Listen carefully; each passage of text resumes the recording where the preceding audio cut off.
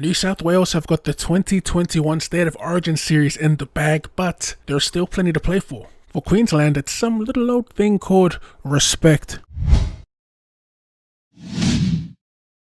Oi, boys, welcome back to another video on the channel. Game 3, State of Origin is next week, and we've got a little preview here. Let's go through these team lists. There'll be plenty to talk about. There's plenty of changes and in crucial positions, so we'll start off with the New South Wales Blues. There's been minimal changes, but some pretty big ones. From 1 to 17, they've got the same back 5, James Tedesco, Brian To'o, Latrell Mitchell, Tom Trbojevic, and Josh Addo-Carr. Plenty has been said about this back 5. It's they've already been compared to great Origin back 5s of the past, which is crazy, but it's well deserved, to get those comparisons. Like I said, in that back 5, you've got the number 1, 2, and 3 fullbacks currently running around in the league, so yeah, no big deal. Add on top of that the two form wingers of the competition as well. They're up there, at least with Brian To'o. He's probably the most in-form winger in the league at the moment, and Josh Addo-Carr, he's been at the very top for these last couple of years. Anyway, moving on to the big changes for the Blues, and that is with their halves. Jack Whiten, he's been thrown into the starting 5/8 position, and Mitchell Moses will make his debut. I was a little surprised at this. I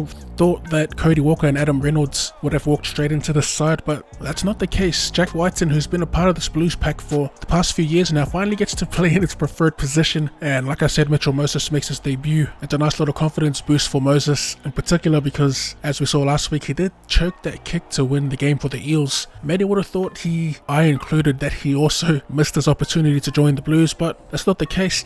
Freddie did him a solid. I mean, he's primed for Origin at the moment at the age of, I think he's in mid-20s now, he's 25 or 26. Not as much pressure on him, obviously, as it is a dead rubber for the Blues, but still, it should be a tough game nonetheless. Moving on to the engine room for the Blues, you got Junior Paulo, Damien Cook, and Dale Finucane, who jumps right into the starting side, playing in the front row. Cam Murray, Tarek Sims, and Isaiah Yeo round up the starting 13. Dale Finucane in for Saifidi, who's been probably the best front rower during this Origin period, and it's going to be a tough gig to fill for Dale Finucane. We'll move on to the bench while we talk about this front row. On the bench for the Blues, they got Apisai Kodoisau, they've got Angus Crichton, Payne Haas, and Liam Martin. Payne Haas obviously could have slotted into the starting side, but I'm assuming Vettler kept him on the bench for that impact. He's been a beast off the bench for the Blues. As for Api, it's his debut as well, and going into this game, he's my player to watch actually.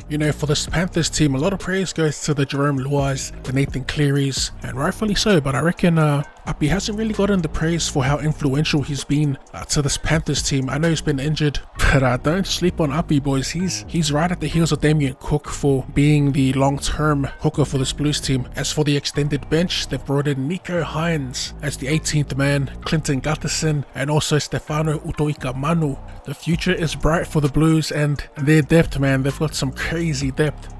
Alright, let's move on to the Queenslanders here. Starting off their back 5, we got the return of KP, Kalen Ponga at fullback. Valentine Holmes will be on the wing, Dane Gagai in the centres with Hamiso Tabuai-Fidow making his debut, and Xavier Coates to round out that back 5. The return of Kalen, can he help save this Queensland team from being swept? Man, I hope so. KP, we all know what KP does, what he's good at, and what he brings to the table.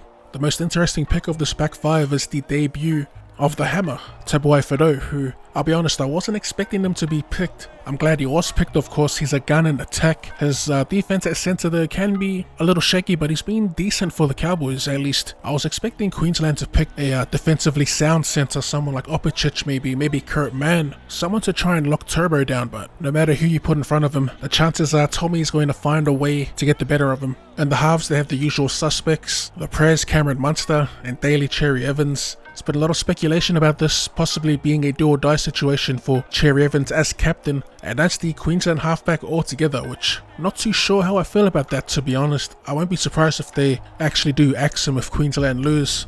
What they could do is chuck Munster in at 7, and I could see Reece Walsh being a long-term Queensland 6. I guess we'll cross those bridges when we get to them. For now, it's a big game for Daly Cherry Evans. Apparently, it's pretty slack if you ask me, and it comes off a little scapegoaty, I reckon. I mean, Queensland haven't even had a healthy spine this whole series. I'm expecting big things from both Munster and Cherry Evans, and KP especially, with the game being played at McDonald Jones Stadium. Yeah, I'm pretty hyped for this game. Moving on to the engine room for the Queenslanders, we got In the front row, Christian Welsh, Ben Hunt and Josh Papali'i. In the back row, Kurt Capewell makes his return to his preferred position at Felice Kaufusi, and also Jai Arrow at lock. That wraps up the starting 13 for Queensland. The bench, we got a bench full of Gold Coast Titans, AJ Brimson at 14, Tino Fa'asua-Maleaui at 15, 16 we got Moake Fotuaika, and at 17 we got Big David Fafita. Such a gun bench. The only position I'm iffy about is that 14, and Brimson, he didn't really have much impact coming off the bench for us in game 1. Then again, no one had any impact in game 1. The biggest ins here is definitely Ben Hunt starting at hooker. As much as I was happy for McCulloch getting another run